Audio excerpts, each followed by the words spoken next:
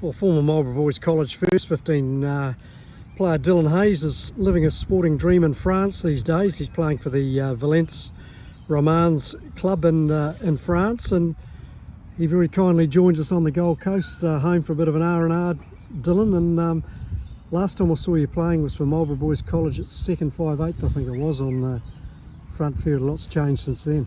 Yeah, exactly. Well, obviously when I was in Marlborough Boys, I was only playing, I think, under 15s or so.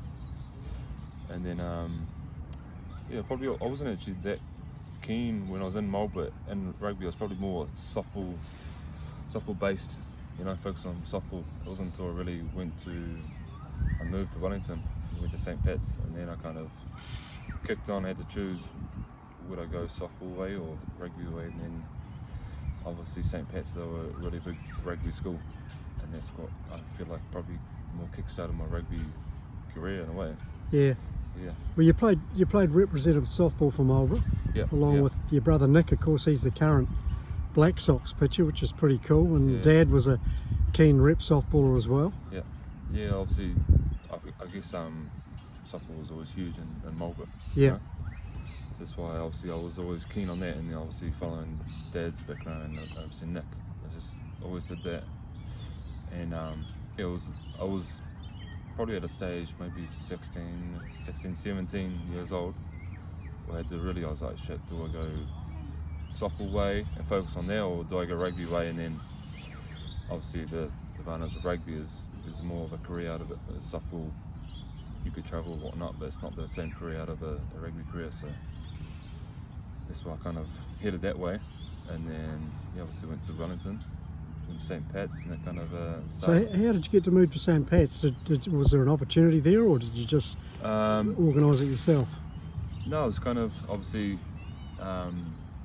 as we know, Marlborough's a small town, so I knew maybe I had to go elsewhere if I wanted to make higher honours and whatnot. So I looked around, and then obviously going to St. Mary's back when I was a youngster, and Blenheim, I had my Catholic background. So I looked at a few schools in Wellington, and then there was St. Pat's, and talked to them with them, and they were obviously really keen, told me to come, whatnot.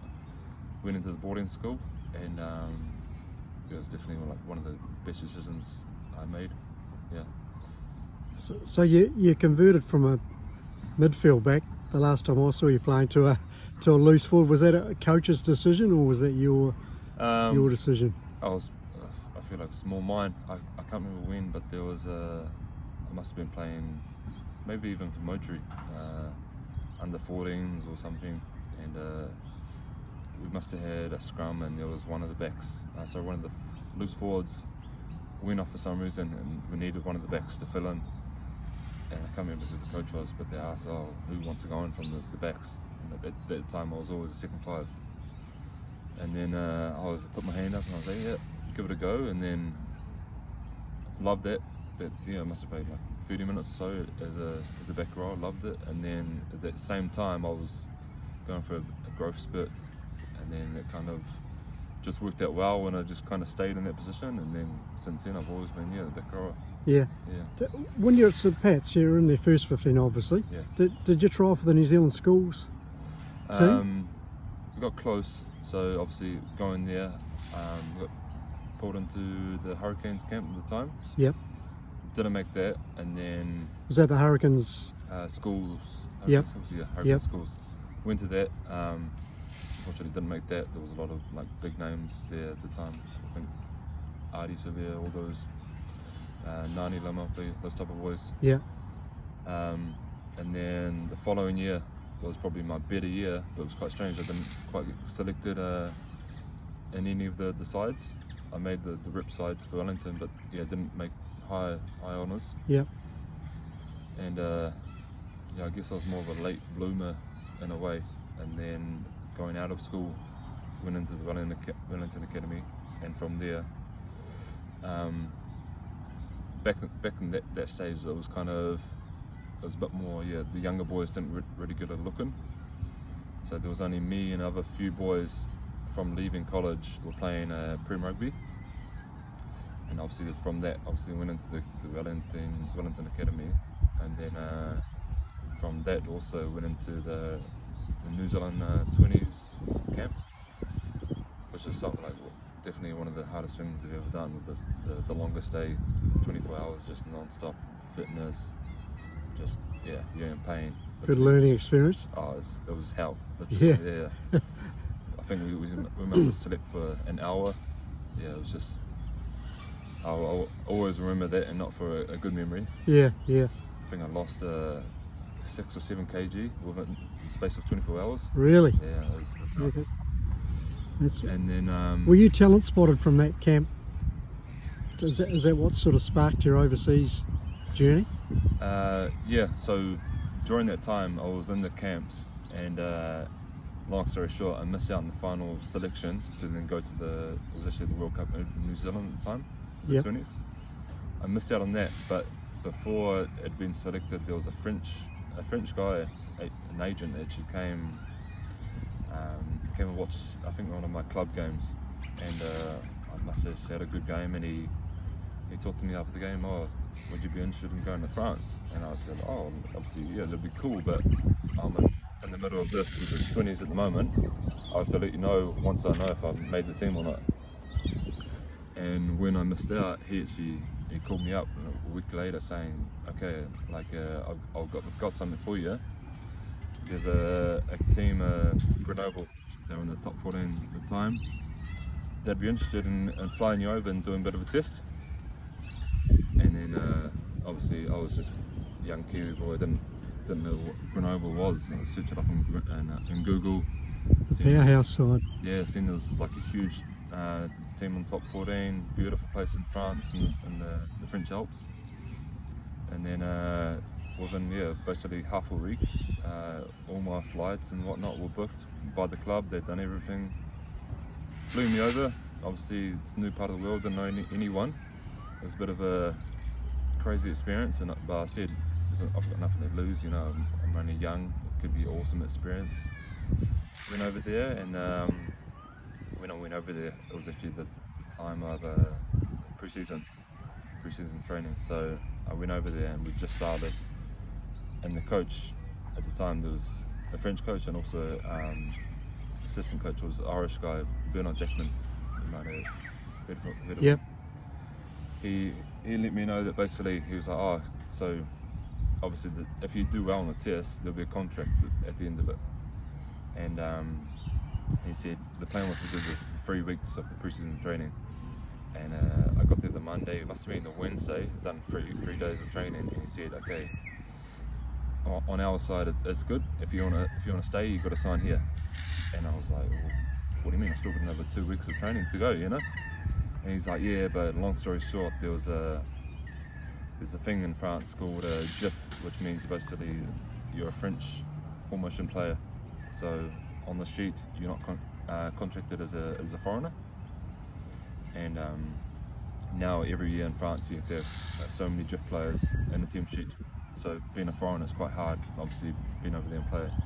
So he said if you want to sign, you would become GIF, but there's a deadline by Friday. That's why it was Wednesday, and he's like, oh, you have to sign now basically. And I was like, oh shit, like, can I go talk to my parents at least, my brother or whatnot? And he's like, yeah, no worries. And then obviously went home that night, had to think about it, and told my parents, and I was like, oh, obviously it's a 3-year contract, which is it's going to take me a while, but it'd be really good for my experience, get some obviously games in. Then I'd planned on coming back to New Zealand after that. So then went back, told him, yeah, I'll sign, and signed just like that. So obviously leaving New Zealand, I had to pack my bags if I was going to stay, but I didn't know if it was going to work out good or not. And then so that all that happened, and then literally obviously signed in this top 14 Grenoble side. That literally a month later I played my first game with them. We actually had a pre-season tournament, went to Argentina and played their national side. Played the Pumas? Yeah, played the Pumas. Fantastic. That was quite crazy. Obviously I hadn't played any professional rugby, and then I'm coming off the bench playing number 8, and I got to try my debut, which is pretty crazy. Was that when the Pumas, was that pre-World Cup for them? They were heading into the Tri-Nations at the time, and yeah, they were literally 2 weeks out before they played the Springboks. So them, it was their friendly game to get ready for the Springboks, and else it was obviously, yeah, we were leading into the French top 14 season. But for me, obviously, it was a bit of a shock. I was way out of depth, but managed to do all right. You must have gone all right. You got to try, and great experience for you. Yeah, exactly. And plus, Yeah, awesome. obviously, being over there was a beautiful place. Yeah, The people were so friendly. It was cool. Real Yeah. cool experience. fantastic. So you play. How long did you play for Grenoble for? So yeah, from there I obviously had a 3-year contract, which I became GIF from. So basically, What do you call the GIF? Can you just explain the GIF bit? What does that stand for? Yeah, so basically GIF means it's a French, formation player, so academy player that have done 3 years in a top 14 side. Yep. So you have to do that, and basically that's more for the foreigners that come over to France, and then they become basically GIF, which means they become French in a way. Okay. So then GIF players are very high qualified in France. So clubs they look for GIF players compared to looking for foreigners, because obviously you can only have so many foreigners in the team. Yeah. And each year, as I was saying, they're getting bigger and bigger on GIF numbers. So I did 3 years in the top 14 system, which made become GIF. And then That was all 3 years with Grenoble? Yep. And then from that, I had initially planned coming over to France, I'll do the 3 years and then head back to New Zealand and give it a good crack. But just obviously the lifestyle in France, everything was just a bit better. You paid a bit more. Everything was taken care of. Obviously I was living the dream, as most would say. Totally. Yeah. Yeah. And just loved it. And then obviously after the 3 years, it flew by like nothing, and they wanted to keep me on longer. And then so I signed the extra year. And then by the time we were struggling near the end of the third year I was in France, and signed the extra year. We actually went down from top 14 to Pro D2, and then my last year we managed to make it to the finals in the Pro D2, lost to Perpignan in the final. But then there's a new system where basically the top 14 loser of the final would play the second place of the winner in Pro D2. So basically the top and bottom, they would have like a little barrage, it's called. And basically the winner of that would then go Promotion relegation sort of thing. Yeah, relegation. Yeah. So it gives the chance of the Pro D2 second place another chance to get the top 14, because before that it was also usually the 2 losers of top 14 would go down, 2 winners of Pro D2 go up, but then they made it just the 1-on-1 would change, and then the other 2 would have a battle, a relegation battle. Yeah. And then so 1 week later we played Oyonnax, which they were in the top 14, struggling. I think there was a lot of Kiwi boys there. I think actually Quinton McDonald. Yep. Another Blenheim boy. Yep. He played in the Oyonnax team. Oh, cool. Did you play against him? Yeah. It's quite funny. Obviously, That's nice. He grew up with Nick. Yeah. So we played them in our home ground, Grenoble, in Stade des Alpes. Beautiful stadium, like kind of in the mountains. I think it was packed out around 20,000 or so. The game played in 37, 38 degrees. Oh. Yeah, by memory we had asked them if they wanted a drink break around the 20-minute mark, but they were quite confident. They said no, don't worry about it. And then obviously for us, we ended up giving them a good smashing. So that was definitely an awesome game. And from that, obviously we lost the final the week before, but from that game we managed to go back up to top 14. And that was actually my last game there. So I ended up spending 4 years there, and then just wanted a bit of a change, see somewhere else in France. Stayed in the Pro D2, went to a new club, they were quite new in Pro D2, it's called Angoulême. It's about 1 hour away from Bordeaux. Really nice spot, small town, but really good supporters. From there, obviously I should probably mention in Grenoble she had a neck operation. That's right, you had so a couple of serious injuries, didn't you? I think it was the second or third year. had some bad hernias in my neck, and then had a bit of a problem. My left arm was kept on collapsing on me. Got a bit of a scan and whatnot, and they said, yeah, obviously it's because your hernias pushing onto your nerves. So I had to have that operated, but that was a 3-month operation and back on the field, which was really a very quick process. So they fused a few of my hernias together, took some bone from my hip. Cool. Yeah. It's a big operation. Yeah. It's funny, it's a big operation to obviously normal people, but in France it's very common. Yeah. So they actually, I've got a few scars on the neck there.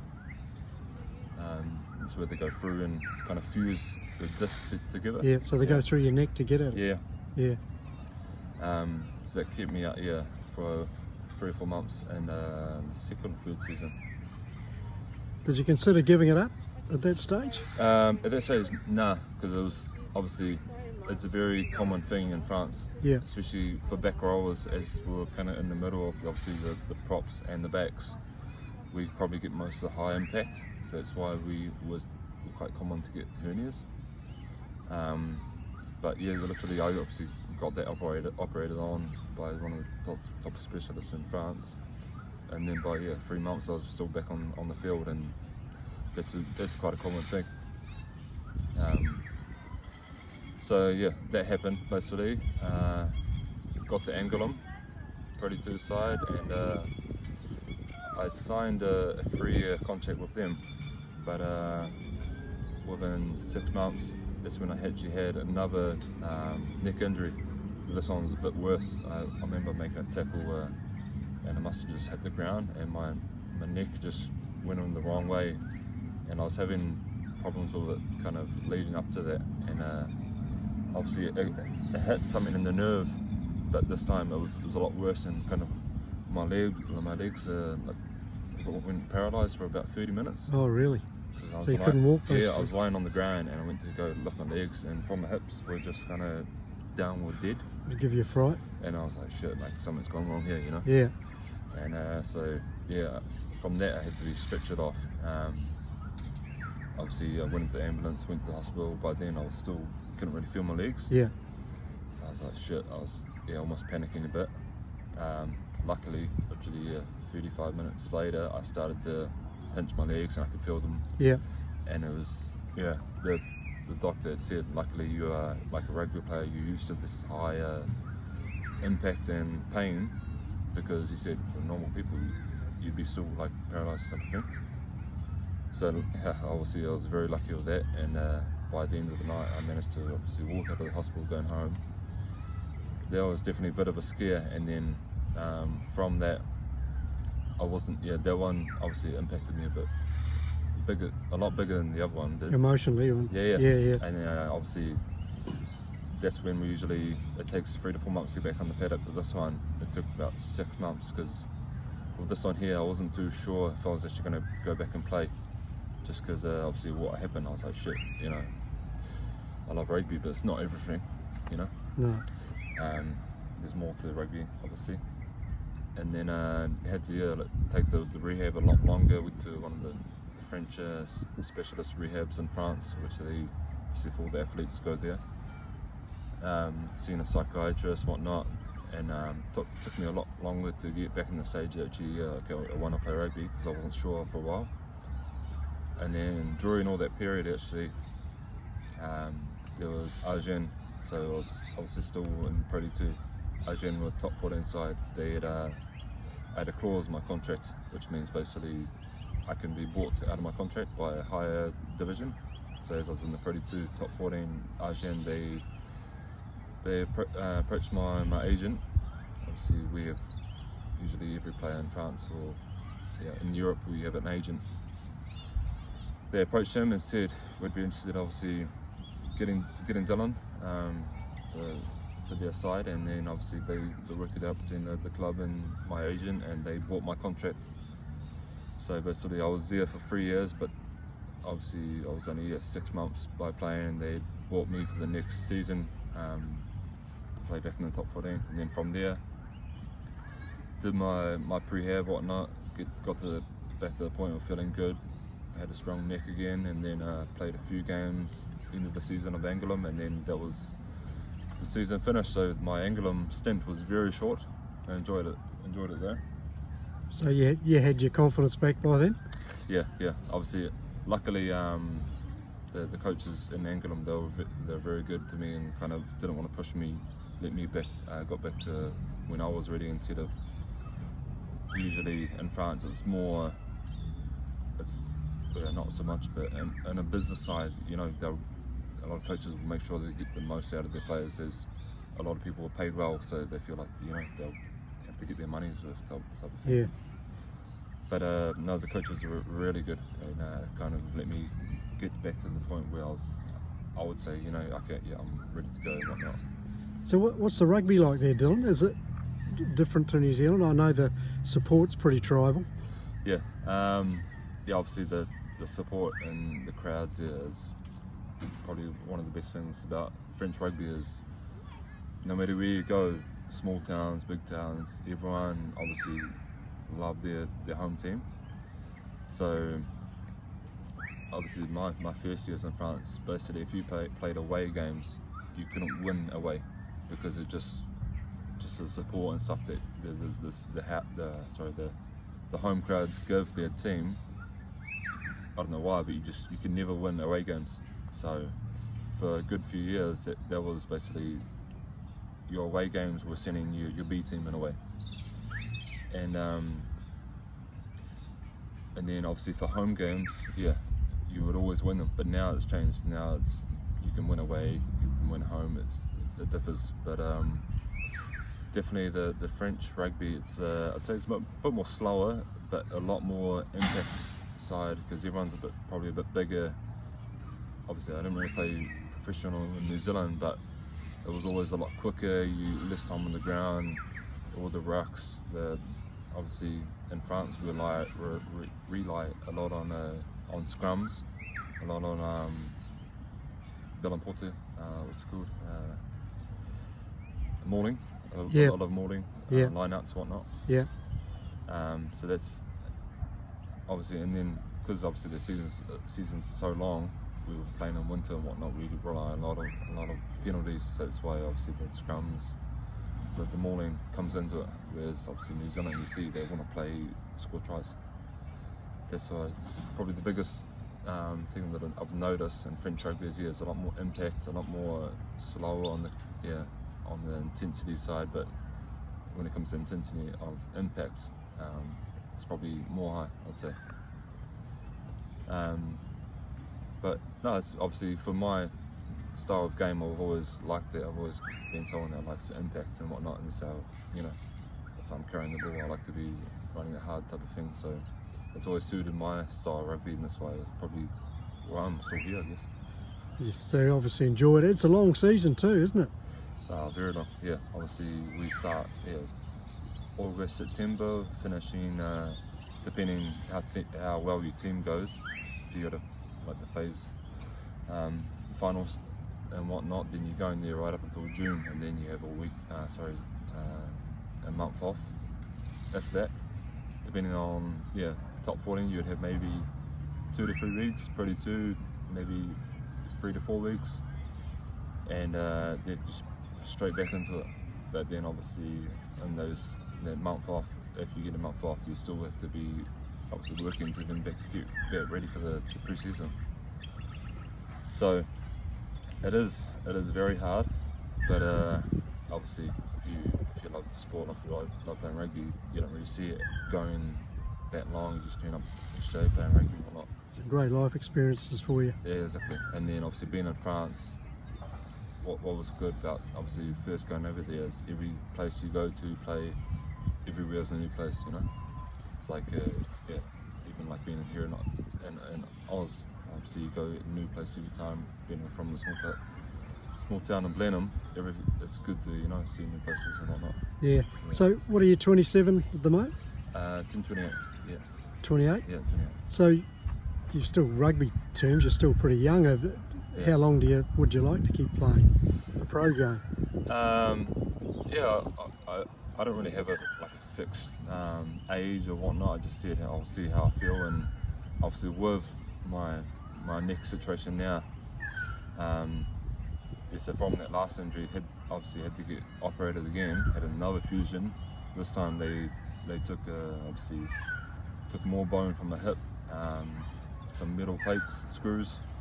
So now I'm quite fixed on my neck, which is it's a good thing and bad thing, I guess.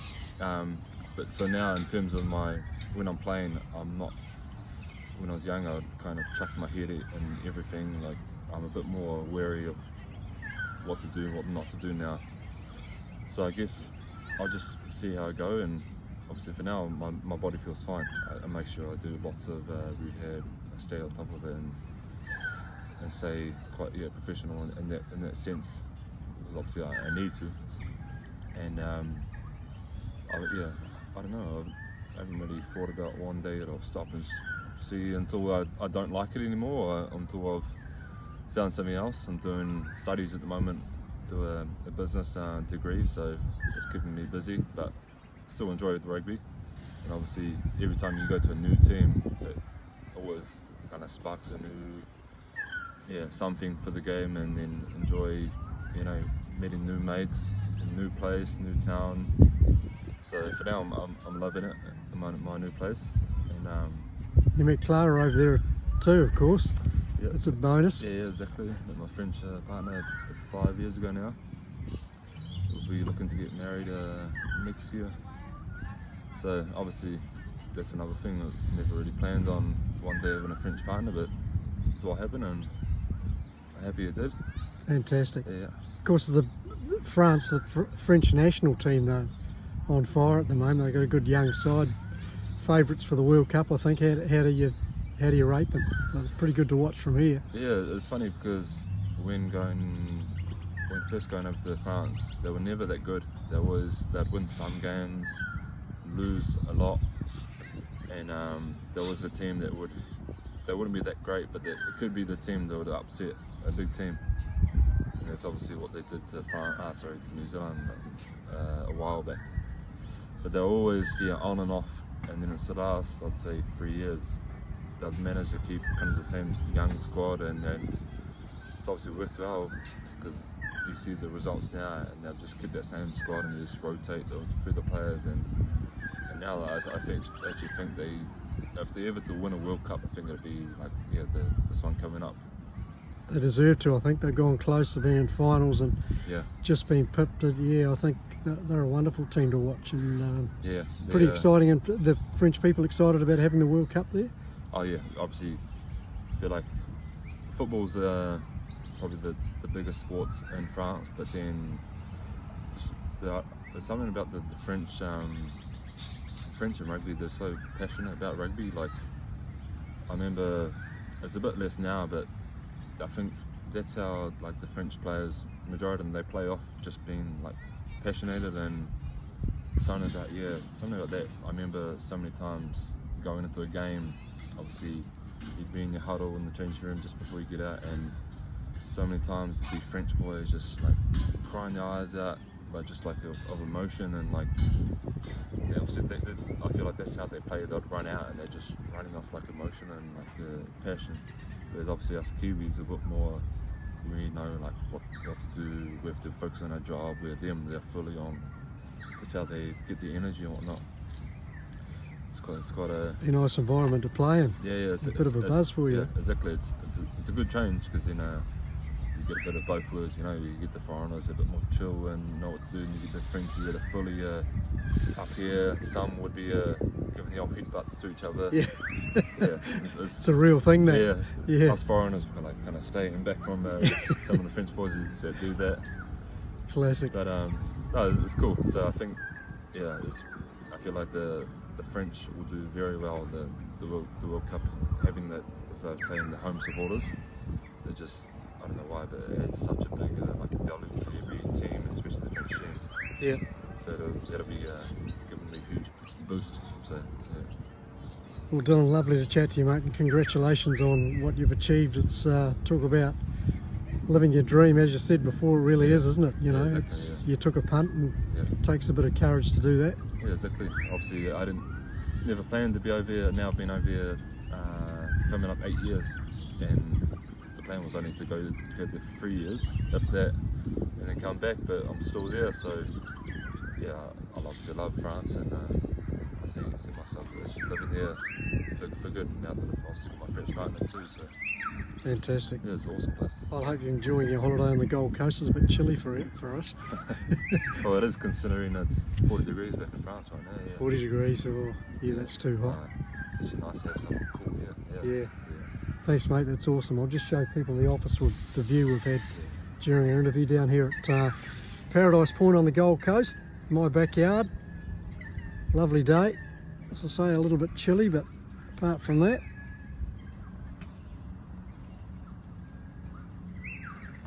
thanks, mate. That's awesome. That's good.